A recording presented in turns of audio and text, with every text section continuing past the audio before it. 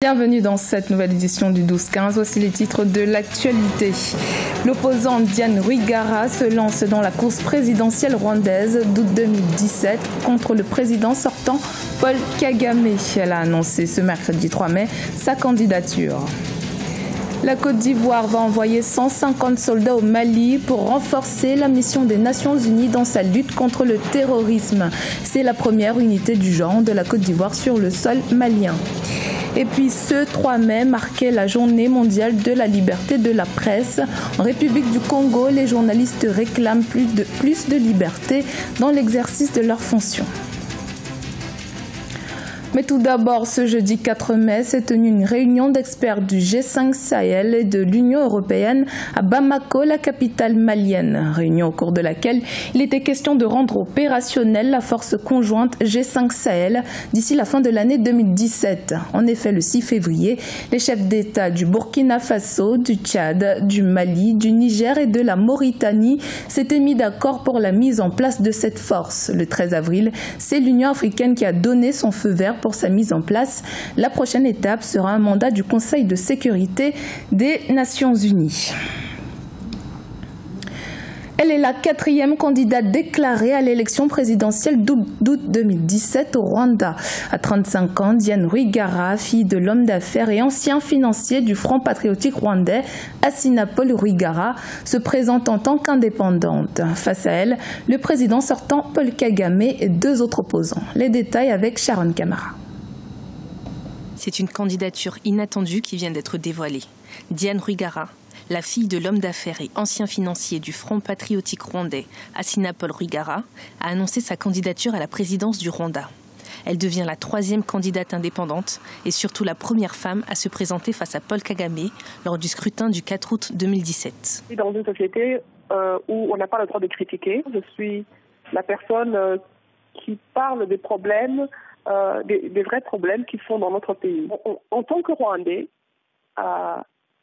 Rwandais, on devrait avoir le droit d'exprimer nos opinions. Élu en 2003, puis réélu en 2010 avec plus de 90% des voix, Paul Kagame avait annoncé au début de l'année qu'il se représenterait pour un 3e mandat de 7 ans. Depuis son annonce, 3 autres candidats ont fait part de leur volonté d'accéder également à la magistrature suprême. Le journaliste de retour d'exil Philippe Mpaimana, le président du seul parti d'opposition, le Parti démocratique vert, Franck Habineza, et Diane Rwigara depuis ce 3 avril. Une femme relativement jeune en politique, qu'est-ce que ça signifie pour le Rwanda? Ça serait différent si c'était un autre nom. Mais je veux dire, c'est un nom de Rwigara. En quoi est-ce que le passé de son père pourrait éventuellement influencer la perception que les Rwandais auront d'elle? Âgée de 35 ans, la femme d'affaires Diane Rwigara entend combattre la pauvreté, l'injustice et défendre la liberté d'expression des Rwandais. Alors que son père a longtemps financé le FPR, notamment dans les années 90, Diane Rwigara se place en totale opposition avec les méthodes du parti. En 2015, la candidate avait pris ses distances du Front patriotique rwandais suite au décès de son père dans un accident de voiture selon la police. Une version qu'elle a toujours contestée. La Côte d'Ivoire va apporter son soutien au Mali dans ses opérations de lutte contre le terrorisme. En effet, le pays va y déployer sa première unité combattante, constituée de 150 soldats sélectionnés, entraînés puis équipés. Ces derniers vont rejoindre la force de l'ONU à Tombouctou dans le Nord Mali. Les détails avec Deogracias Podo. Malgré des progrès enregistrés sur le plan politique au Mali, les conditions de sécurité sont restées instables dans le nord et le centre du pays. Une situation qui va conduire au renforcement des effectifs de la MINUSMA, mission multidimensionnelle intégrée des Nations Unies pour la stabilisation au Mali. Un contingent de soldats ivoiriens composé de 150 éléments va être dépêché sur le théâtre des opérations. Pour le chef d'état-major de l'armée ivoirienne, ce déploiement de troupes marque l'importance de la Côte d'Ivoire dans le maintien de la paix dans la sous-région. C'est un engagement fort. Tout théâtre comporte des risques, mais nous pensons que nos hommes ont été bien formés, bien sélectionnés. Ils devraient pouvoir faire face à la situation et assumer la mission. C'est le retour de la Côte d'Ivoire avec des ambitions plus grandes. La compagnie de protection ivoirienne déployée en territoire malien aura essentiellement pour mission d'assurer la sécurité du camp de Tombouctou et d'escorter les personnalités et les convois logistiques de la MINUSMA, dont le mandat devrait en principe s'achever le 30 juin 2017. C'est la première fois que la Côte d'Ivoire prend une part active dans ce genre de combat contre le terrorisme. Cette nouvelle orientation s'inscrit dans la perspective de la mutualisation des forces. Il faut aussi montrer que la Côte d'Ivoire a la capacité de répondre positivement ou de contribuer à la stabilité de la sous-région. Vous savez qu'aujourd'hui, nous sommes dans un monde où on parle de l'économie, mais lorsque un pays veut effectivement montrer sa capacité politique, il ne faut pas ignorer aussi la capacité militaire.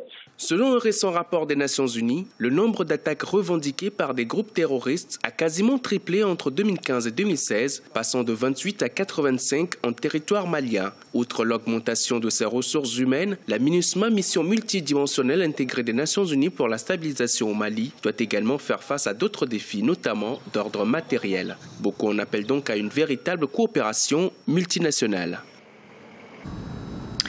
À l'instar de la communauté internationale, la République du Congo a célébré ce mercredi 3 mai la journée mondiale de la liberté de la presse, occasion saisie par les journalistes congolais pour réclamer plus de liberté et de meilleures conditions de travail. Reportage de notre correspondante Deva Panzo. Salaire insignifiant ou inexistant pour certains, absence de moyens de déplacement pour d'autres, les conditions de travail des journalistes congolais ne se sont guère améliorées. Cette situation qui fragilise l'excellence du journalisme ne favorise en aucun cas la liberté de la presse en République du Congo. Le journaliste est souvent proie à la corruption, à l'achat de conscience.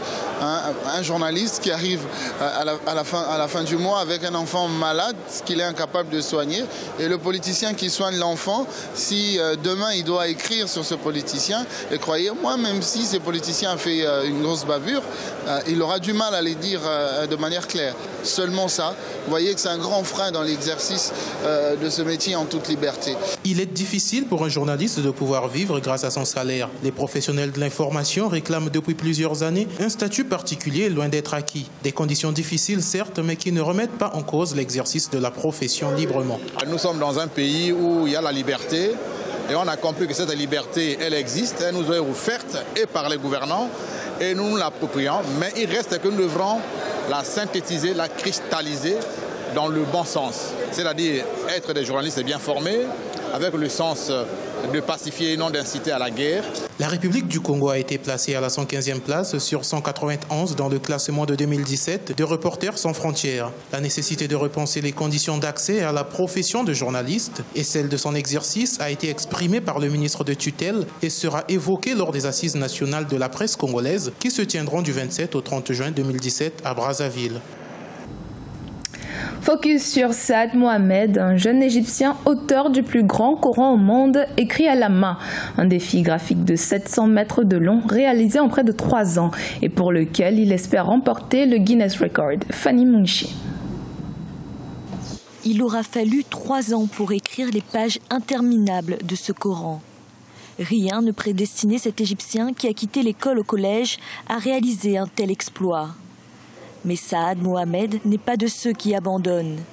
Après plusieurs essais, il est finalement parvenu à terminer ce Coran, le plus long jamais écrit à la main.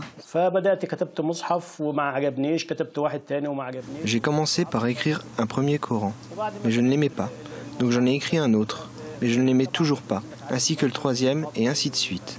Après avoir écrit plusieurs Corans, j'ai dû apprendre la police nécessaire pour les écrire. Je n'avais pas besoin d'être calligraphe, mais ma police devait être au moins appropriée.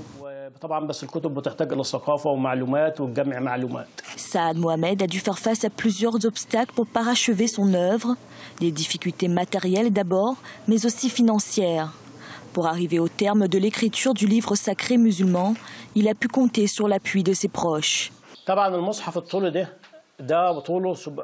Ce Coran mesure 700 mètres de long et requiert une grande quantité de papier. Il est très lourd, mais j'étais déterminé à le faire en papier. Il est donc difficile que quelqu'un d'autre le reproduise. J'ai moi-même financé ce projet au cours des 3 dernières années. Je suis pourtant une personne ordinaire qui ne possède aucun bien.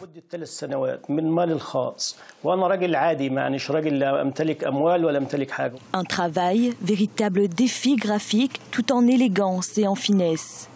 Saad Mohamed espère désormais une aide du gouvernement pour une inscription au record Guinness. Jusqu'à présent, il n'existe aucun détenteur du record pour la rédaction du plus grand Coran écrit à la main.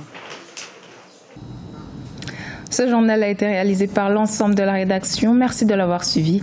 Dans un instant, une nouvelle édition de l'actualité sur Africa 24.